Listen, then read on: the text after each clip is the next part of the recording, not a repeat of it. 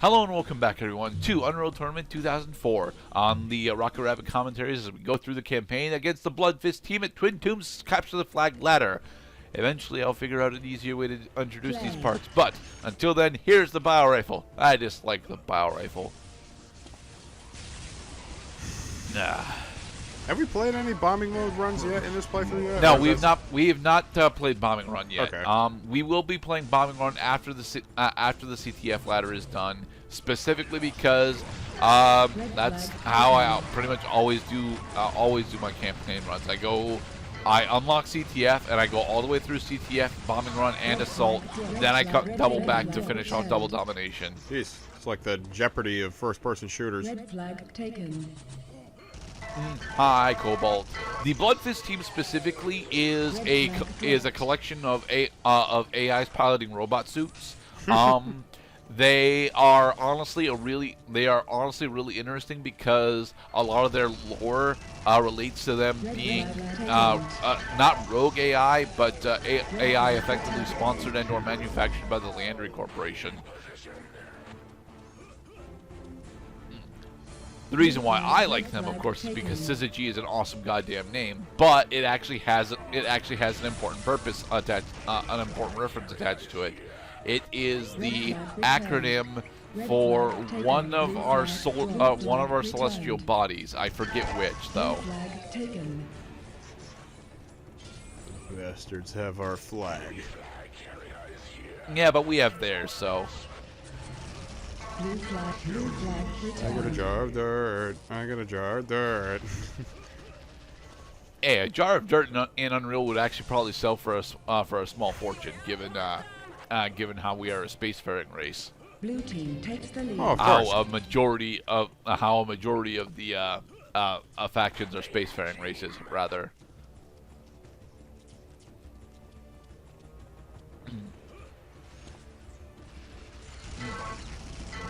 And in low grav, it most certainly does not. Well, you can, I mean, as we were going over, Red flag taken. telefragmentation is a thing that can happen. And I think that landing on enemies would also have something to do with that similar problem that the game just doesn't fucking know what to do when you got two objects that appear to be about to occupy the same space simultaneously. Red flag returned. Red flag returned. Red flag taken. We're not gonna get over to what is one of my favorite team deathmatch maps in this run, sadly, because the team deathmatch ladder is so short. Back, you monsters! This is mine. Oh shit! Nope, nope. Rampage. We have repelled all pursuit. The point and the game are ours. Blue team. Damn it! They increased the threshold. Now we have to get a third point. Yeah. The last CTF map will have us do a 4-point game, but I think the last CTF map is also Colossus. And there's Syzygy. Bye, Syzygy. Bloodfist. Twin Tombs is honestly not a bad CTF map. Honestly, it's relatively small. It's very intimate with its corridors, and it's got a very easy to remember pathway that cuts effectively right through the middle of the map, but it's got natural defensive barriers on each side of it. So the only real issues that you have to worry about are either shock rifle fire or rocket launcher fire coming at you from above, and that's only if your enemies decide to take those paths. And boost. Blue team scores. Ah, another shutout. Marvelous. Again, mostly because we're on novice. Karek keeps getting injured, damn it. Hat trick. Yep. Hat trick is the special reward that you get for successfully capturing scoring 3 points personally on your own. That's a hockey reference. Yes, it is. All right, we have switched over from Grassy Knoll, which is way too goddamn big, to Avarice. I don't actually like either of these two maps, but Avarice is the one that I actually happen to know the path for, whereas Grassy Knoll, I have the tendency to throw myself into the out-of-bounds area a lot, rather the out-of-bounds minefield.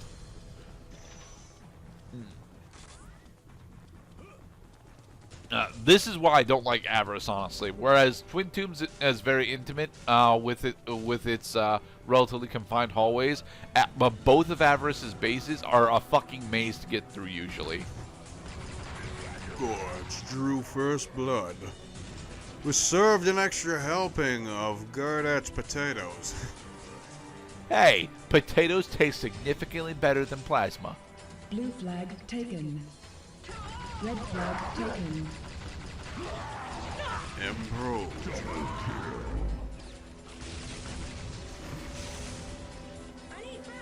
No, you don't, All right, got Blackjack. some more link charges.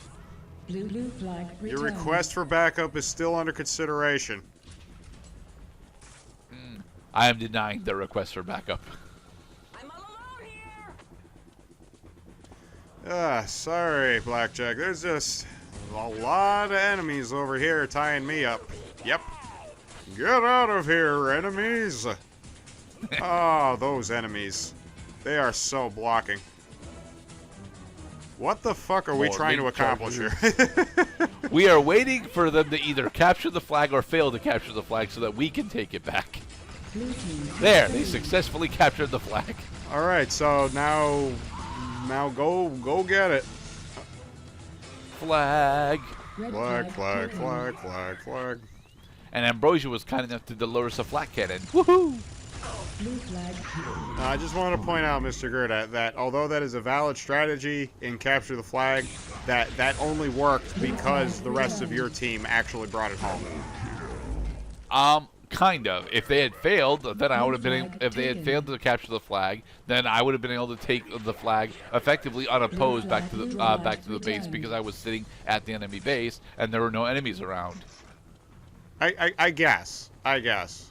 But that would mean that by you being there waiting for the flag to respawn, that you did not intervene in the moment when the flag bearer dropped the flag, probably because he got killed. But I don't know. I mean, the point is, I mean, you're two points up. You're playing on novice difficulty. Like, yeah, just totally just anticipate that the game is going to be as easy as it has been pretty much this whole time. Again, simply because we're on novice. If honestly, if you want an interesting and still fun Unreal Tournament experience, I recommend playing Instant Action on at least either experienced or the one that's just above experienced, which I think is skilled, because then the bots are a genuine threat without being frustrating. Blue flag taken. Right, a genuine Whereas threat. anything higher than skilled, then they get the ability to do wall jumps and significantly more accurate. They don't have hit scan, to be perfectly honest, but they do have Red flag. Red flag returned. Delayed anything reaction above time. skilled just gets not delayed reaction time, a preemptive reaction time, or at least it feels preemptive. That they're shooting even before they had a chance to hit you. Yeah. Eager, I see.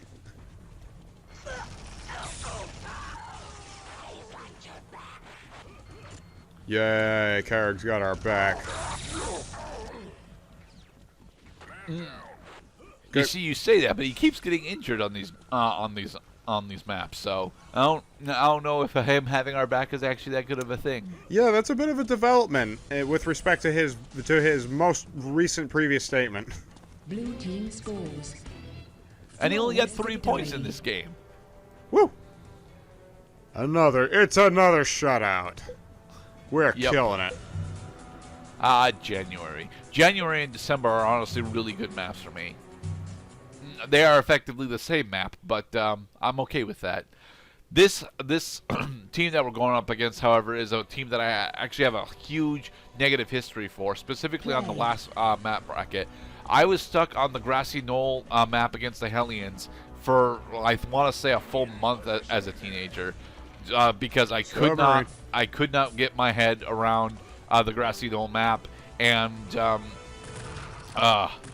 yeah, even on novice mode, the Hellions are an actual threatening team. Now, while it says that we're still on novice mode, it's around here when the bots actually start to get significantly more difficult to deal with and significantly more competent.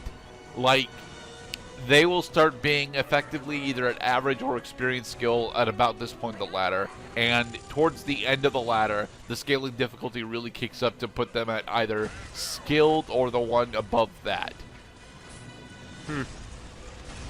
Reminds me Which is why we're playing through the campaign on novice, because the scaling difficulty makes affects them for the entirety of the run, not just at the end. It just becomes significantly noticeable at the end, regardless of which difficulty you start on. Well, here you run into the situation finally where, well, this is the game deciding that in order to keep things interesting, that they can't leave it up to you how hard the game is sometimes. That it just needs to be this hard. Yeah, but they go too far when it comes to the the end of the double domination assault ladder and the championship duel against Malcolm, Scar Lord. Is it Gargod? I think it's it's Clan Lord. That's his name, or Zan. They go way too far because Malcolm, Zan, and Clan Lord all have extremely stupid mobility and agility options that you as the player have no reference of being able to do. Specifically, double wall jumps. Ugh. Yeah, that sounds bullshitty. As if the AI could just, cheat. Well, they're not cheating. The double wall jump is definitely a thing that's in the game. I just have never figured out how the fuck to do it. Really? Yeah. I think what you're supposed to do is you're supposed to do a single jump. Behold and then the glorious carnage of the flak cannon. Kneel before it is splendor. Yes. Misuse of possessive pronouns.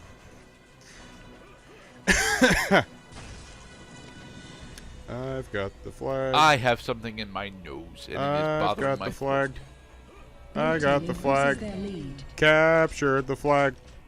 Let's get the flag. Our house is under assailant by the red team. Our house. Unstoppable. Alright, now jump across the submarine. Blue flag taken. The enemy. Now, there is an alternate path below the submarine, but I never bothered to take it because it involves swimming and therefore cuts your movement speed in half. We need to be speedy. We need to be fast. We got to stop them before they take all the points. If they score 1 point, so help me God. You killed Ray. Why? No, because she was defending the flag. A before E except after P. C, Mr. Klaus. No, it's I before C except that's I before E except after C. Look, English is a stupid language, okay? We stole like half of our vocabulary from Spanish and French. Didn't we have the flag just a second ago? What the fuck is going on? We still have the flag. You have the flag. Ah, these messages. Ta-da! Yeah, that's another shutout. Wonderful. Wobbly screen. This Hellions? Yep, Hellions that want to take Avarice from us. This is honestly a spoiler for the final final team championship deathmatch. We'll be at Deck 17 for that as well. Deck 17 is honestly one of the best team deathmatch maps in the entire game, and it should be because it's an original Unreal Tournament map and has been since 2001-ish. Garrett down.